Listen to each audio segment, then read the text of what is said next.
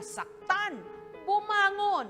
Ngayon, Donya, ang kanya raw sikreto, nasa panaginip. Pangarap mo rin bang magkaroon ng hindi lang isa, hindi lang dalawa, kundi 3 condominium units? Magagarang mga kotse, mansyon na may swimming pool, na ang kurtina pa lang 200,000 pesos na. Lahat ng natatanaw ng inyong mga mata kay Ethel, lahat. Napasa kanya raw matapos siyang managinip ng nakakadiri.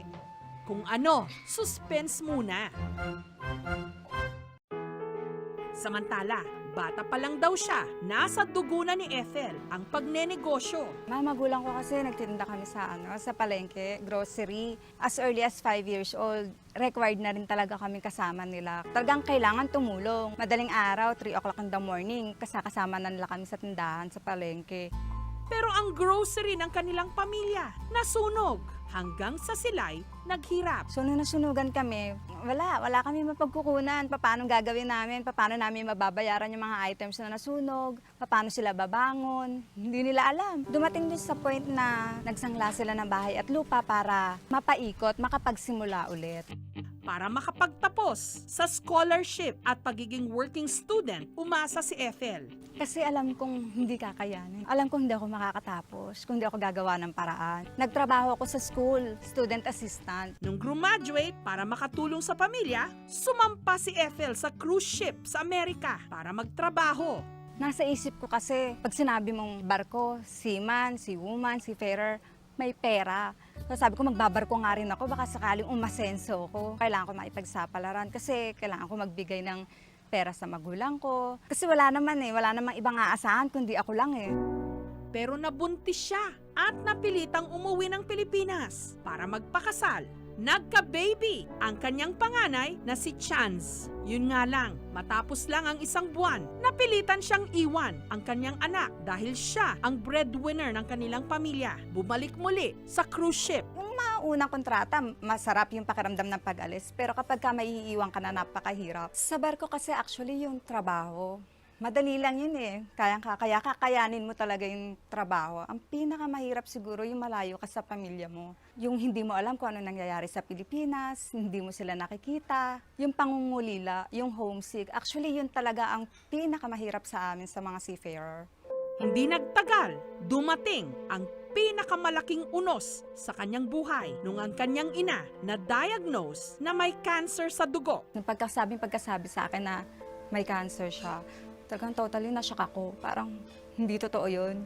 Kasi first time ko naka-encounter sa pamilya na may ganun eh. Parang joke lang yun. Pasalamat lang talaga kami nung time na yun, nalaman kaagad. Kasi hanggang ngayon lumalaban pa rin siya eh.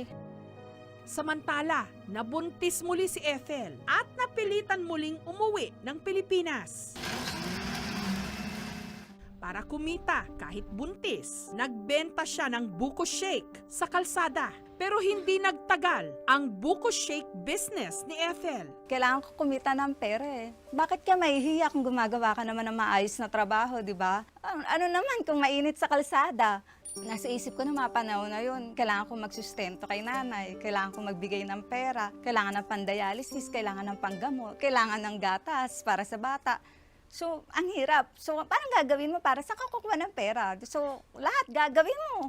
Matapos niyang isilang ang kanyang pangalawang anak na si Ethan, wala siyang ibang choice kundi iwan muli ang kanyang mga anak, pati na ang kanyang inang may sakit para magtrabaho muli sa cruise ship. Aalis kami, uuwi kami ng Pilipinas. Hindi kami kilala ng anak namin. Yung nasanay na sila na wala ka eh. Hindi naman nila alam kung bakit ka umaalis, hindi nila naiintindihan yun. So, pag ayan na yung schedule mo, kailangan mo na sumampa ng barko, lalakasan mo yung loob mo. Hindi mo na nga lang sila titignan eh.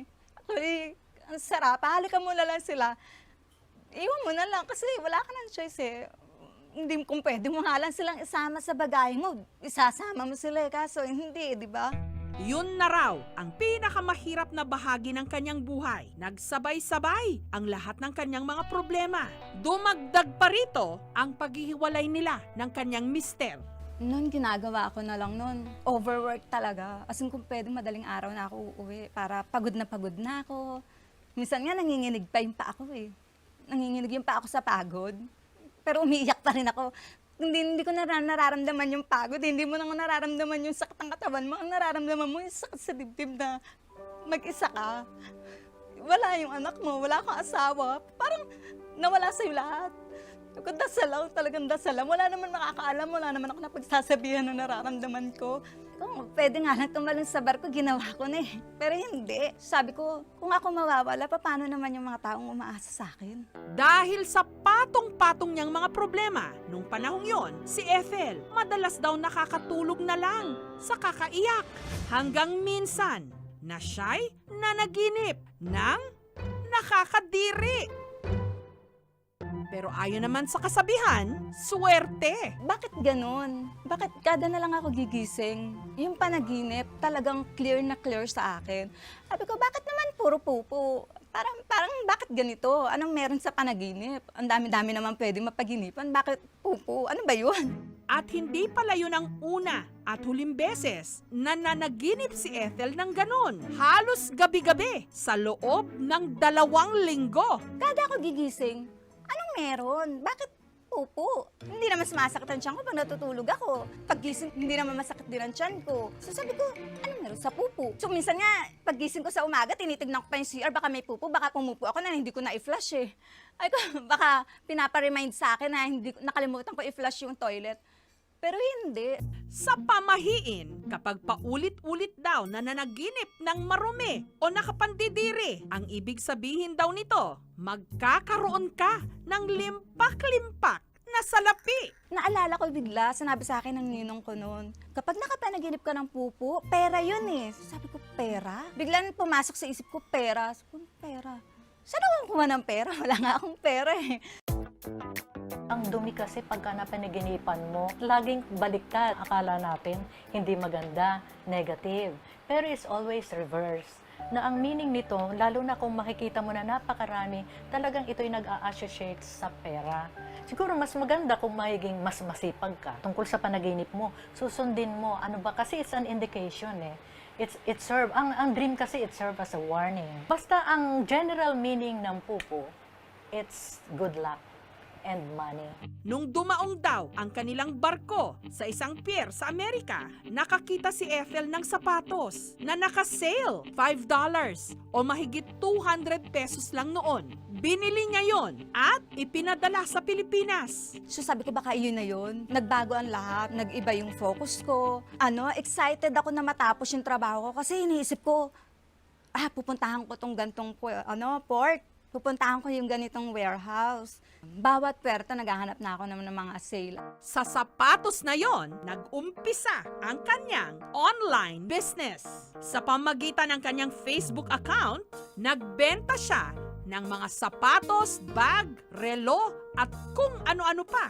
Nung una raw, mabagal ang pick-up ng kanyang negosyo hanggang lumago. Kulang yung 15 oras na pagtatrabaho eh. Mula umaga hanggang gabi, nakatuto ka talaga online. Kasi kailangan mo sumagot eh. Kapag hindi ka sumagot, galit na kagad sila sa'yo. Unti-unti nakukuha ko na yung tiwala. Dumadami na yung mga buyer. Kung dating araw, malaki na. Kung kumita siya ng 5,000 pesos, ngayon, umaabot na ito ng 75,000 pesos kada araw. Nung kumita, nagsimula na rin siyang magpundar. Sa halos 6 years na pagbabarko, kahit isang lupa or something, wala talaga. As in, wala akong naipundar na kahit na ano. In just 3 years dito sa pag-online, nakapagpundar ako ng 3 kondo, 3 sasakyan, itong bahay at lupa. So lahat ito, doon ko lang kinuha eh.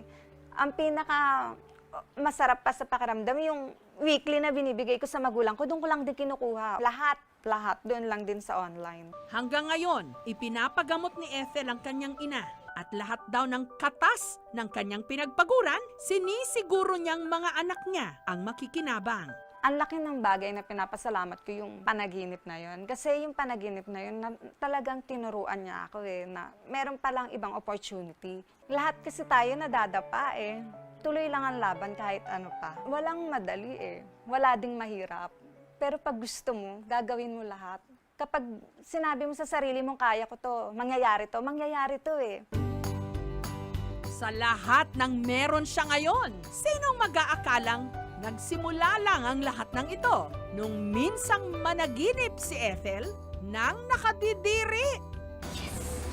Kaya sa susunod na kayo'y managinip ng parehong bagay, tandaan ang kwento ni Ethel. Pero syempre, hindi naman sapat ang panaginip lang kung wala kayong gagawing aksyon. Thank you for watching, mga kapuso. Kung nagustuhan niyo po ang videong ito, subscribe na sa GMA Public Affairs YouTube channel. And don't forget to hit the bell button for our latest updates.